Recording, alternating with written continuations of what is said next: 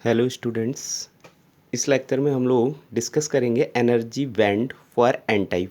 ठीक है, तो एनर्जी बैंड का नाम सुनते ही आपको ध्यान आ रहा होगा कि सबसे पहले जब हम लोगों ने सेमीकंडक्टर स्टार्ट किया था, ठीक है, तो जब हम बेसिक उसके बारे में पढ़ रहे थे वहाँ पर हमने एनर्जी बैंड डायग्राम देखा था कि एनर्जी बैंड डायग्राम क्या होता है। ठीक है, तो अब हम जो एनर्जी बैंड डायग्राम पढ़ रहे हैं, ठीक है, वो किसके लिए पढ़ रहे हैं? For N type semiconductor. इससे पहले लेक्चर में हम लोगों ने एन टाइप सेमीकंडक्टर के बारे में डिस्कस किया था कि वहाँ पर जो प्योर क्रिस्टल, प्योर सेमीकंडक्टर या प्योर जर्मेनियम क्रिस्टल होता है, वहाँ पर कोई पेंटावैलेंट इम्प्योरिटी मिला देने पर, ठीक है, क्या बनता है हमारा? प्योर क्या बनता है?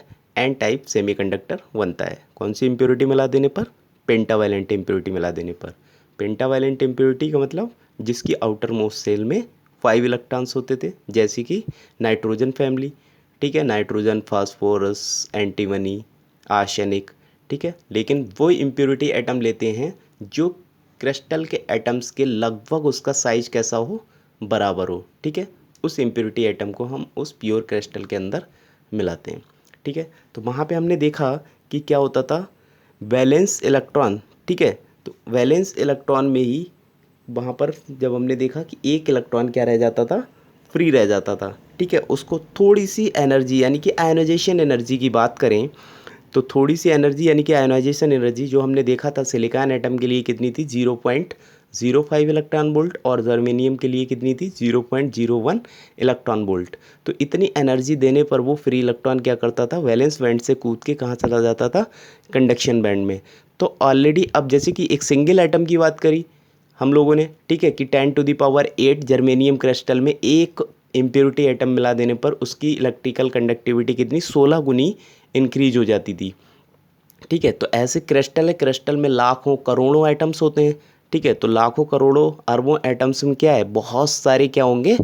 इम्प्योरिटी एटम भी मिले होंगे, क्योंकि भाई 10⁸ इम्प्योरिटी 10⁸ प्योर एटम में एक एटम इम्प्योरिटी का होता है। तो वहाँ पर तो अरबों करोड़ों खरबों कितने भी प्योर एटम्स हो सकते हैं। तो उसी रेशियो में क्या होंगे? इम्प्योरिटी एटम्स भी होंगे।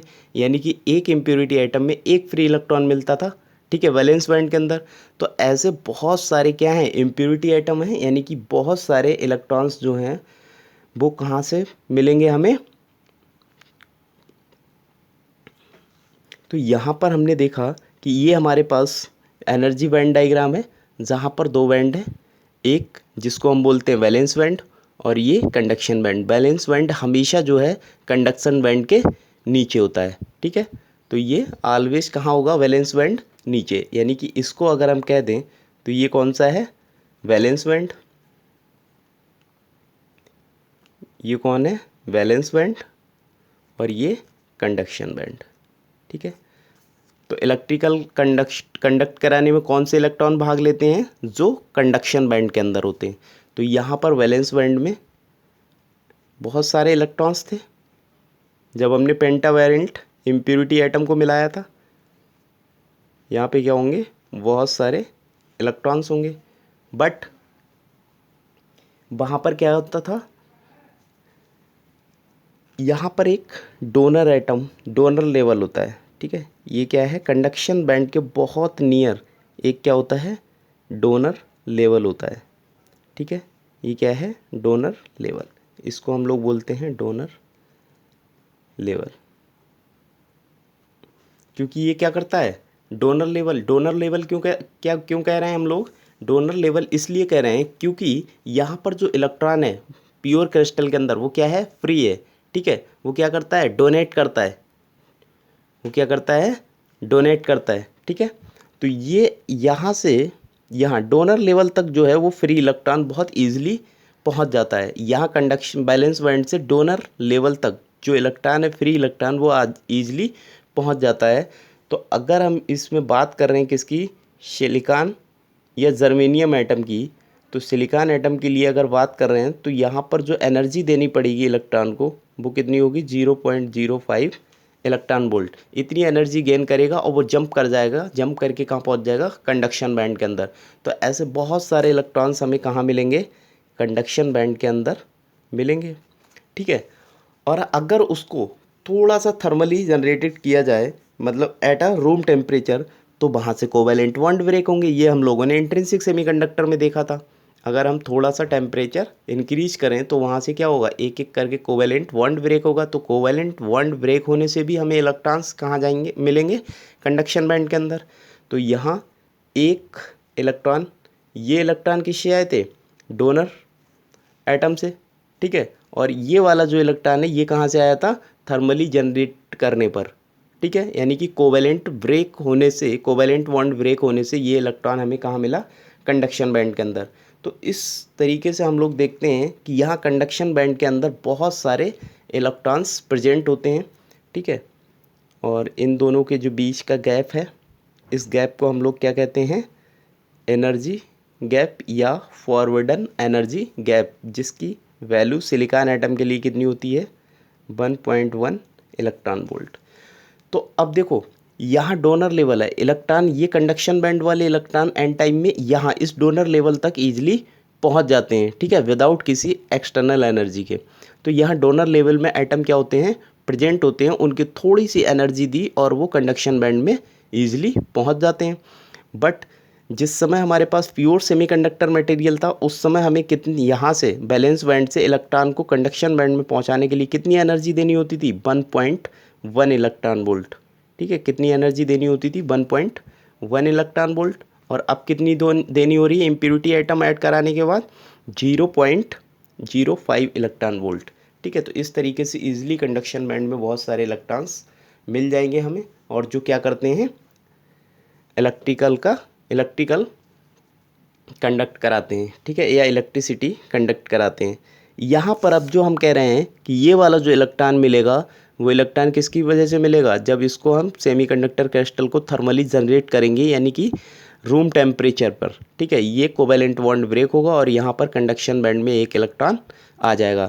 तो जब कोवैलेंट बॉन्ड टूटेगा, एक इलेक्ट्रॉन कहाँ से जाएगा, वैलेंस बैंड से कंडक्शन बैंड में जाएगा, यानी कि वैलेंस बैंड में क्या क्रिएट हो जाएगा, एक होल, क्योंकि ये वाला इलेक्ट्रॉन कहाँ से गया है, जंप करके कंडक्शन बैंड से वैलेंस बैंड से कंडक्शन बैंड में। तो ये यहाँ क्या आ जाएगा, होल, यहाँ क्या प्रेजेंट हो जाएगा, होल। तो यहाँ इस प्रकार हमने देखा कि यहाँ पे जो चार्ज कैरियर्स हैं, मेजॉरिटी चार्ज कैरियर्स हैं, वो कौन है, इलेक्ट्रॉन है, और माइनॉरिटी चार्ज कैरियर्स कौन है, होल्स हैं, ठीक है। तो यहाँ से हम लिख लेते हैं कि electrons are majority charge carrier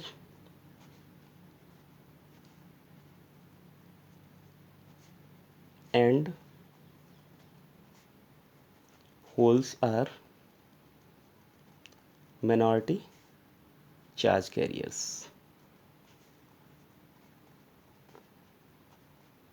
ठीक है। इलेक्ट्रॉन क्या हैं, मेजॉरिटी चार्ज कैरियर हैं, और होल्स क्या हैं, माइनॉरिटी चार्ज कैरियर्स हैं। अब एन टाइप सेमीकंडक्टर, एन से पता लग रहा है कि मतलब लगता है कि क्या नेगेटिव सेमीकंडक्टर, ये नहीं, ये नेगेटिव सेमीकंडक्टर नहीं है, नेगेटिव टाइप है, ठीक है। N type semiconductor, N type का मतलब नेगेटिव टाइप, नेगेटिव है नहीं, नेगेटिव का टाइप है, ठीक है। नेगेटिव टाइप सेमीकंडक्टर क्यों बोलते हैं, क्योंकि यहाँ पर जो चार्ज कैरियर्स होते हैं वो क्या होते हैं, यहाँ पर इसलिए बोलते हैं negative type, because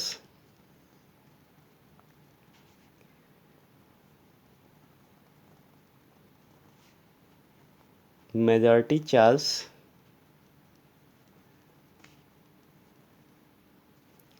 carriers are electrons, ठीक है। मेजॉरिटी चार्ज कैरियर कौन है, इलेक्ट्रॉन्स, और जो कि कैसे होते हैं, नेगेटिवली चार्ज होते हैं। इलेक्ट्रॉन के ऊपर चार्ज कैसा होता है, नेगेटिव चार्ज होता है, इसलिए यहाँ पर मेजॉरिटी चार्ज कैरियर्स इलेक्ट्रॉन्स होने की वजह से हम इसको कह देते हैं नेगेटिव टाइप, बट ऐसा होता नहीं है। और एक पॉइंट इसमें हम लिख सकते हैं कि N type semiconductor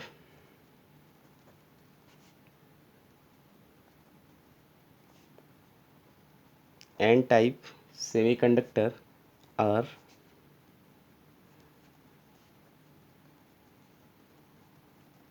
electrically neutral.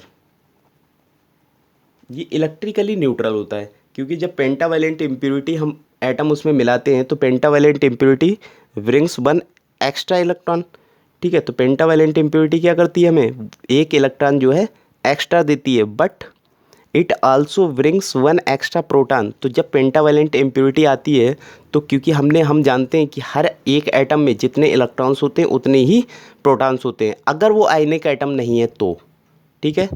Pure atom है तो उसके अंदर क्या होते हैं, जितने इलेक्ट्रॉन्स होते हैं उतने ही प्रोटॉन्स होते हैं, ठीक है।